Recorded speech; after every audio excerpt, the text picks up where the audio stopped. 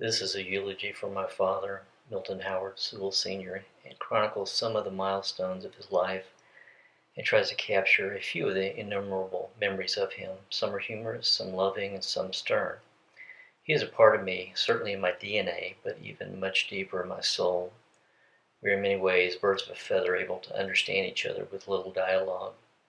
This is a small story of Howard Sewell Sr. and the impact on our lives and his impact on our larger society. We are all from the same area, Newnan, Georgia.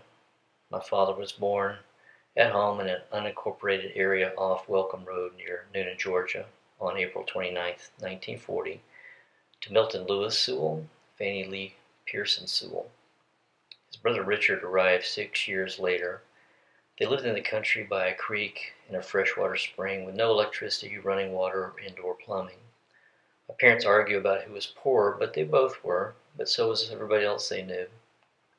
Daddy mentions that no matter how poor they were, that his mother would make sure that he and Richard always had enough to eat, clean clothes, shoes, and presents for holidays. As a youth, Howard and Richard had some legendary pine cone battles to see who could claim king of the hill. It would appear that whoever had the most green pine cones usually won. And Daddy also said he was the toughest kid in the country for his age, with the exception of a girl who employed an indefensible windmill approach to boxing. Then in the early 50s, my grandparents moved to Newnan to be closer to work at the textile mill and school for the boys. Howard attended Newnan High School.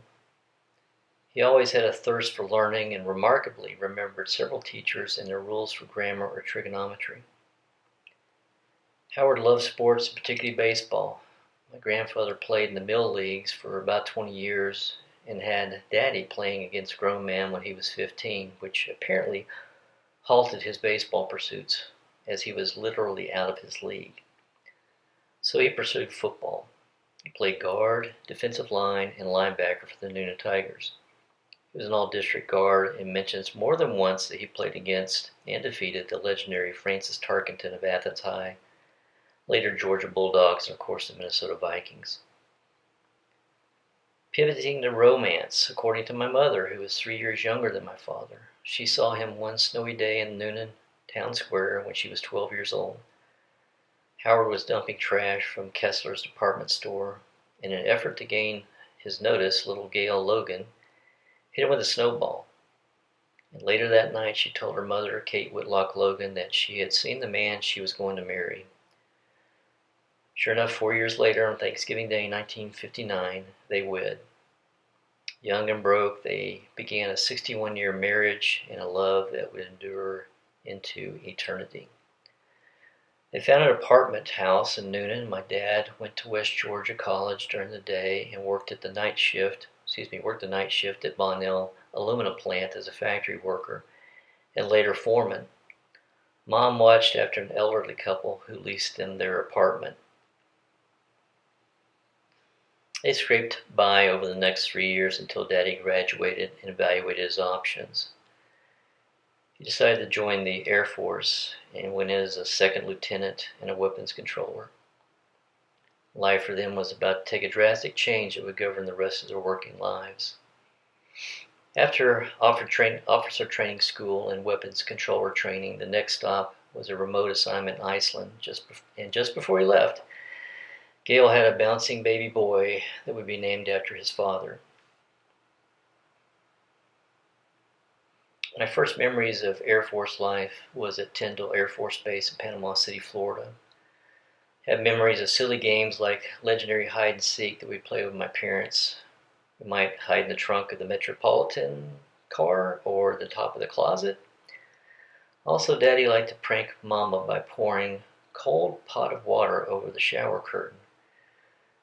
One day, Mama decided to get him back with cold water treatment of her own. He was so shocked that he lost his balance and broke his ankle. As I recall, he had a pink cast on his leg. Daddy was assigned to the drone squadron, and his mission was to fly drones over the Gulf of Mexico so fighter pilots could hone their targeting skills. Dad discovered he was made for the job and could compute the vectors and intercept angles to precision. Being recognized as a superior talent, he was promoted to captain and he was honored with the appointment of a weapons training officer with the Royal Australian Air Force, and we moved to Sydney for about 3 years. Life in Australia was a remarkable experience. We dove into the culture head first. That includes wearing woolen socks and sweaters, singing God Save the Queen, and most dominant activity involved rugby. I played for a great youth team called the Forestville Ferrets. They had a weekly rugby magazine that was written by the parents that summarized the games, and of course Daddy fancied himself a sports writer in the mode of the famous Grantland Rice, and one of his articles started with, "Under a blue-gray sky, as the mist settled on the pitch, the poor boys of Narrabeen were crushed by the juggernaut, otherwise known as the Ferrets." I might be off an adjective or two, but you get the point. 1971, we moved back, stationed at Eglin Air Force Base in Florida. While there, Howard's promoted to major, continuing to work with the drone intercepts. Lots of wonderful memories there. And of course, one of them was Daddy would always do the final tuck-in for bed, and his routine was the same for every night that I spent the night with my parents. His final words would be, as he turned out the lights, "Sleep tight, sweet dreams, and don't let the bed bugs bite." And my response was always, "What bed bugs?" Depending on the season, his response would change. For instance, the Doomsday Defense bed bugs, which was a clear reference to the Dallas Cowboys team. I would giggle and then go to bed. Again, sports was a dominant theme in the Sewell household. Dad and I would play football in the living room, something similar to the Oklahoma drill, and he might let me win, but more often than not, it might turn into a wrestling match, and invariably I would end up yelling for Mama to make him stop. Speaking of Gail Sewell, nobody could throw a spiral like her, so she was our all-time quarterback when we played football. Continuing with the sports theme, golf was another passion. He enjoyed playing with his father, brother-in-laws Jimmy King, Gerald Favor, and James Logan. Daddy's biggest rival was his brother Richard. They were both competitive, but Richard would probably be victorious more often than Daddy. He was a gracious loser. However, I think it caused Dad to practice more for the next match. Certainly traveling was a constant for us, and we would do different things to pass the time in the car. One thing that Daddy did was to tell and retell and retell the Billy Goat Gruff story. You may have heard this tale as a kid, but you've never heard the version that he told. It was long and embellished with twists and turns, and always ended the same way, where the protagonist of the story would butt Gruff in the knee, and at that point he would pause and everybody would say Billy Goat Gruff's line, "Oh, oh, oh, my knee," and the goat falls off the bridge. Another thing we did was sing songs, and I think Mama and Daddy considered themselves comparable to Johnny and June Cash. We generally sing the same songs on each trip. Dixie, Froggy Went A-Courtin', Should Be Coming Round the Mountain, and of course the Streets of Laredo. In 1974, we headed to Seattle, where the AWACS plane was under construction. This is a plane that's manned by a crew of weapons controllers that identifies foes in the air and directs the air battle to ensure the proper planes are positioned to win the battle. And then the final destination of the AWACS team was Tinker Air Force Base in Oklahoma, where we lived for 3 years from 1976 to 1979.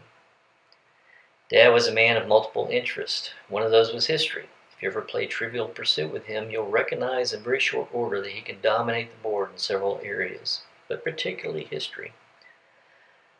I can't think of a single subject he can't discuss in history, and one of his favorite was military history, so he was extremely excited and fortunate when he was invited and admitted to the prestigious Air War College in Montgomery, Alabama in 1981. Another interest was movies. We went to the movies weekly as a kid, and I should mention that we passed that down to my son, Jacob Howard Sewell, who's taken it to a whole different level.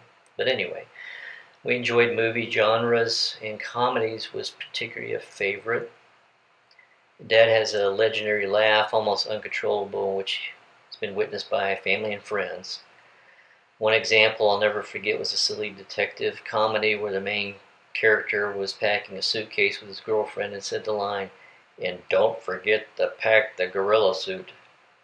This unorthodox funny line was so funny that my dad screamed with laughter, and on multiple occasions throughout the rest of the movie, Dad would blurt out, "Don't forget the gorilla suit," and laugh again that would fill the whole theater. Loved a sense of humor. Howard Sr. was a wonderful father and teacher. Mom and Dad would help me with my studies. We moved to Rockmart mid-year of my 5th grade year, and they were studying geometry, which I had not taken. Dad happened to be home from Iceland on leave and helped me prepare for the geometry final in one night, and I made a B+. He was a good teacher. Also a good teacher in life. You may find this hard to believe, but I was caught cheating on a physics test in high school. Of course, I was humiliated and dreaded telling my parents. Mama was disappointed, but always loving, and said, "Go talk to your dad." As I told my dad the shame and how sorry I was, he said, "Son, you learn some things easy, you learn some things hard. Looks like you learned a hard lesson." That was all he said to me, but he understood that I was not going to repeat the error. And those words from 40 years ago still stick with me today. Parents had a few more stops in the Air Force along the way. When I went to college, and I later on started my career, my family. Probably one of their more enjoyable stops was working at NORAD at North Bay, Ontario, Canada. They made wonderful friends in the Great White North, where they learned how to curl and snowshoe and cross-country ski and say, "Hey," like the Canadians. There was always an annual formal Christmas party and dance, where my dad deemed my mother belle of the ball. My dad says many times that Gail helped him be successful in the Air Force as much as any commanding or training officer. Her steadfastness, support, and ability to organize, entertain, and love him made all the difference in the world. Probably the most important assignment for Colonel Sewell received was the commander of the 7th Missile Warning Squadron at Beale Air Force Base in California. This post monitored the entire Western Hemisphere for potential missile attacks. First day he took over, Mom said he came home with a stack of books. He had to understand every aspect of the radars to make sure it operated without interruption, as our defenses depended upon it.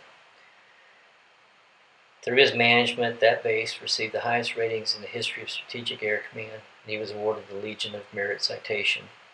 He was awarded another Legion of Merit Citation for his duty as Vice Wing Commander of 1st Space Wing in Colorado Springs as well. Throughout his Air Force career, he would earn 11 medals, merits, and ribbons for outstanding service to his country. At the end of his career, Howard was enshrined in the Weapons Controller Hall of Fame. Colonel Sewell's tenacity, persistence, and ability to organize and motivate personnel helped him be successful in every position he held.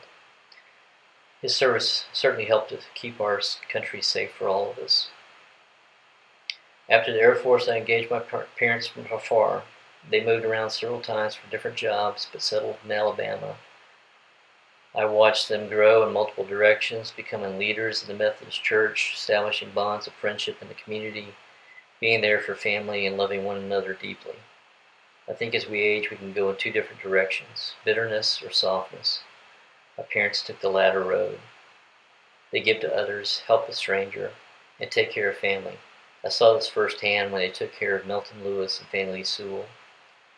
I now understand the difficult decisions you make as an adult child to ensure your parents are cared for and maintain a good quality of life. There's no adage you can't choose your family, but in my case, I would choose them every time. I've led a fortunate life to be raised by such wonderful people who just happen to be my parents. My father has been the most influential person in my life. Taught me so many things, but most of all, loved me and my mom with all his heart. He showed me how to be a good father and how to treat a woman and a wife as an equal and with respect. The greatest lesson my parents demonstrated to me and taught me was how to love and how to be loved.